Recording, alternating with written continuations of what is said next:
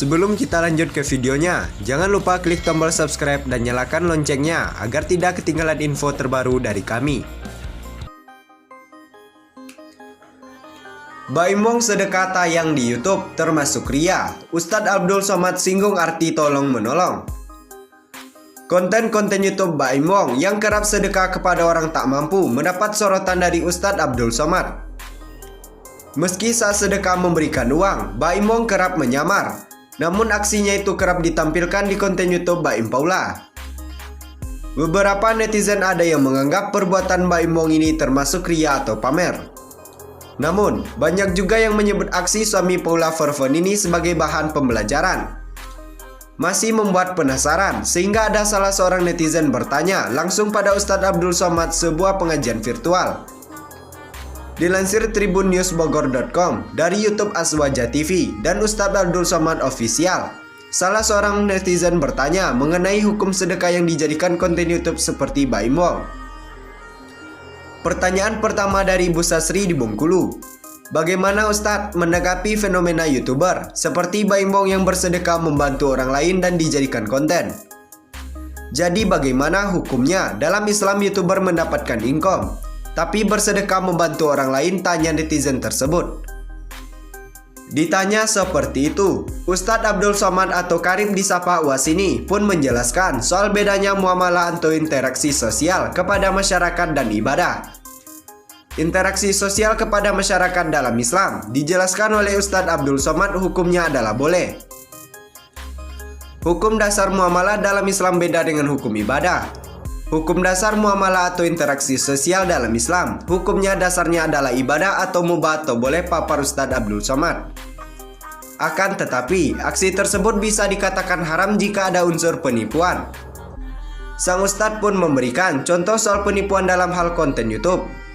Kapan dia menjadi haram? Yakni ketika ada unsur yang menyebabkan dia jatuh pada haram. Misalnya ada unsur tipunya.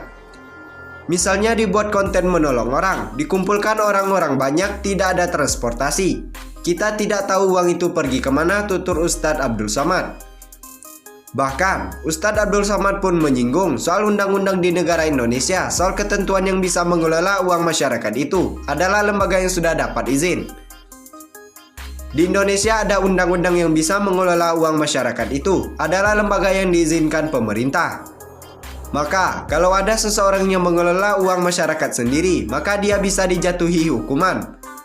Oleh karena itu, kalau tidak ada dasar hukum secara negara, tidak pula ada dasar hukum agama, melanggar hukum syariat Islam, maka dia jatuh pada haram, papar UAS.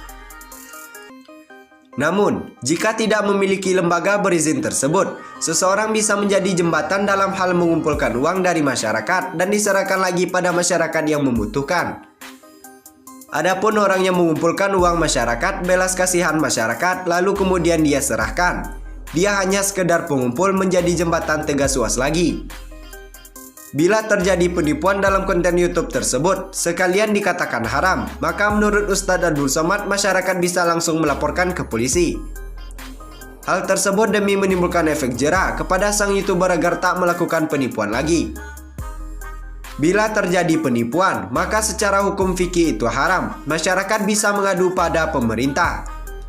Nanti kemudian Bapak polisi menangkap, dituntut oleh jaksa. Pak Hakim mempertimbangkan, maka dijatuhkan hukuman. Itu untuk memberikan efek jera, tegas UAS. Namun, bila tak ada unsur penipuan, maka sebaiknya umat Islam menjadikannya sebagai motivasi diri untuk lebih banyak bersedekah. Tapi kalau tidak penipuan, maka ini motivasi bagi kita, bagi umat, tutur Ustadz Abdul Somad. Kemudian, Ustadz Abdul Somad pun menyindir soal YouTuber yang dalam kontennya tak mau pesan akhlak. Apalagi YouTuber yang isinya sampah, tidak ada pesan akhlak. Tapi banyak follower, penonton, dia tidak tahu apa yang dicari sebenarnya, sindir Ustadz Abdul Somad. Lantas, Ustadz Abdul Somad pun menyebut harus mendukung YouTuber yang isinya membantu masyarakat yang membutuhkan. Pasalnya, Ustadz Abdul Somad menyebutkan adanya perintah dalam Al-Quran soal tolong-menolong dalam kebaikan. Tapi kalau ada YouTuber yang baik, isinya membantu masyarakat, kemudian tidak ada unsur tipu, tidak ada unsur menganiaya orang lain, Di dalamnya ada unsur ta'awun tolong-menolong, harus didukung. Karena dalam Al-Quran ada kalimat ta'awun alal bir wat taqwa, wala ta'awanu alal ismi wal udwan. Tolong-menolonglah kamu dalam kebaikan dan takwa, dan jangan tolong-menolong dalam permusuhan dan dosa. Demikian wallahu alam, tandas Ustadz Abdul Somad. Vicky Prasetyo ngaku soal hubungan settingan, mulai 200 juta sampai tolak tawaran 1 miliar. Vicky Prasetyo belak-belakan soal hubungan settingan yang dijalaninya. Dapat uang dari 200 juta hingga tak mau lakukan tawaran 1 miliar. Kenapa? Siapa yang tak kenal dengan Vicky Prasetyo? Presenter dengan penuh kontroversi ini nampaknya selalu menarik perhatian. Apalagi kini ia sedang ditahan pihak berwajib karena tersandung masalah hukum. Bukan hanya itu, hubungan asmaranya juga selalu menarik perhatian. Vicky akhirnya buka suara soal hubungan settingan yang kerap ditudingkan padanya. Pria ini tak menampik dan membenarkan adanya settingan demi menarikkan popularitas.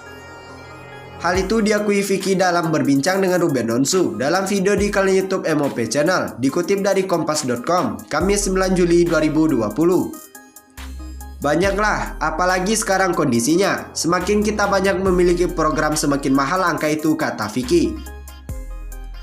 Hubungan settingan yang dijalani Vicky biasanya dipatok tarif. Bahkan ada yang menawarkan 1 miliar dengan tawaran hubungan 6 bulan hingga sampai bertunangan. Pernah 1 M, tapi dengan catatan itu harus di maintenance 6 bulan dan harus sampai pre-wed, ucap Vicky. Ruben pun terkejut mendengar hal itu. Gokil, serius, tapi lo pernah terima uang 1 M itu, tanya Ruben. Namun saat itu ternyata Vicky menolak tawaran ini. Mantan suami Angel Elga malah membongkar tawaran yang ia terima. Belum, nggak jadi, hahaha, cuma tawarannya segitu. Kalau dulu banget pernah gue mah nggak munafik. Ya, level 250 juta pernah sampai 400 juta pernah, tutur Vicky. Tapi begitu, 1 M kondisinya. Aduh nggak mungkin lah, berat, kasihan emak gue ditenteng-tenteng lagi. Nggak salah apa-apa, sambung Vicky. Vicky merasa kasihan kepada sang ibu yang ikut terlibat dalam rencana rekayasa itu. Nyokap gua kan nggak tahu apa-apa. Ayo ma, ayo kemana? Sudah siapin aja, kami mau nikah. Kasihan nyokap gue sudah capek, bukan settingan. Dinda House sempat tolak ajakan ta'aruf Rahim Bayang sebelum menikah. Lihat usaha dan keseriusannya. Dinda House dan Rahim Bayang telah resmi menikah pada Jumat 10 Juli 2020. Tetapi, dikarenakan pandemi COVID-19, acara bahagia Dinda House dan Rahim Bayang hanya dihadiri oleh keluarga inti. Oleh karenanya, Dinda House dan Rahim Bayang meminta maaf tidak banyak mengundang tamu. Kini telah menjadi suami istri, rupanya Dinda House sempat menolak ajakan ta'aruf dari Rahim Bayang sebelum menikah. Menurut Dinda House, saat itu dia belum percaya dengan proses perkenalan dengan ta'aruf.